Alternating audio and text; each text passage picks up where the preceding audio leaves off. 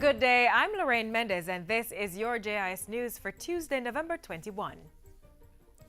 Managing Director of the International Monetary Fund, IMF Christine Lagarde, says Jamaica is setting standards in the collaborative approach being taken in implementing the economic reform program.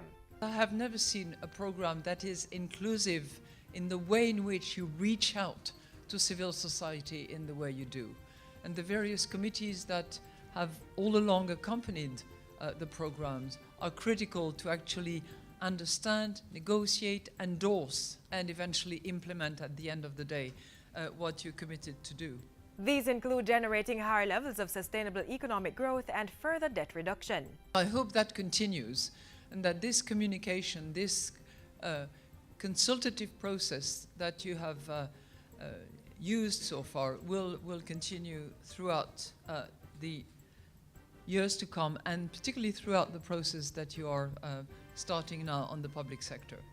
Ms. Lagarde was speaking at a joint government IMF press briefing on Friday. It followed bilateral talks with Prime Minister Andrew Holness. The government is now undertaking structural and economic reforms in keeping with stipulations under the IMF's 3-year precautionary standby arrangement. Meanwhile, in his remark, Prime Minister Andrew Holness said government was keen on building partnerships and had incorporated additional stakeholders to monitor the reform efforts. The Prime Minister said Jamaica was at the point where it was taking more ownership and responsibility for its economic reforms, while utilizing the technical assistance and support of the IMF. We have to take ownership. And in taking ownership, we have to become disciplined.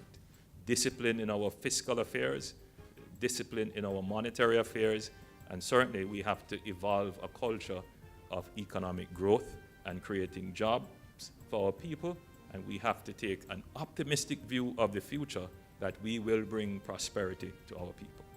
The Bank of Jamaica Amendment Act 2017 was passed in the Senate on Friday. The bill will allow for the extension of the BOJ governor's tenure by at least 2 years, after which the post will be advertised.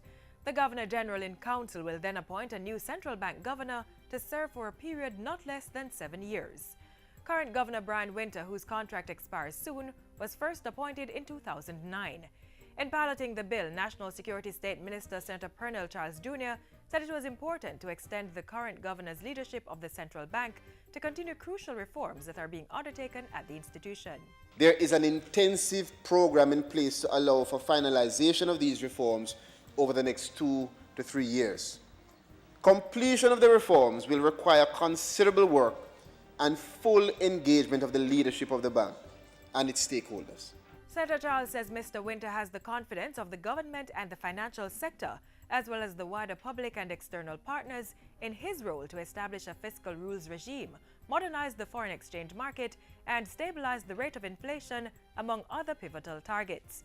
The Bank of Jamaica Amendment Act 2017 was passed without amendment by both houses of Parliament. Agriculture Minister Carl Samuda says new regulations are now in place to ensure that all coffee being imported, packaged and sold locally will be mixed with Jamaican green beans. This is part of the ministry's efforts to boost the expansion of Jamaican coffee, which will in turn eliminate the importation of green beans. Minister Samuda says the reputation of the Jamaican coffee brand diminishes when imported coffee that is processed and packaged in Jamaica is mixed with cheap imported beans and sold to hoteliers. I hope that this will be an encouragement for the investors.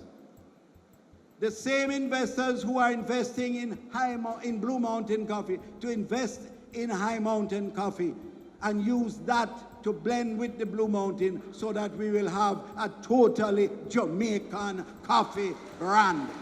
Minister Samuda was speaking at the inaugural Coffee Industry Symposium on Sunday.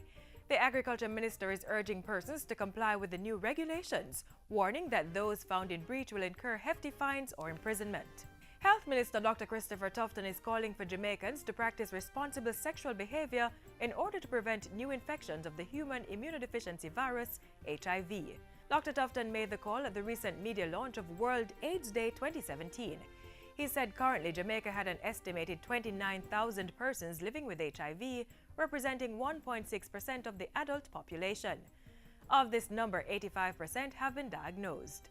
The health minister says the national HIV/STI program has been seeing an increase in the reporting of HIV cases, voluntary counseling, and testing for the disease at antenatal clinics. Still, he says data shows continued insufficient condom use and high levels of multiple sex partners among the general population as factors driving the epidemic. This year's HIV prevention activities will target adolescents and the youth. Adolescents and young adults are at the increased risk for HIV due to the many developmental, psychological, social, and structural transitions that converge in this period of their lives. In addition, adolescent deaths result from HIV continue to rise despite declines in other age groups. And that's it for JIS News today. I'm Lorraine Mendez. Thanks for watching.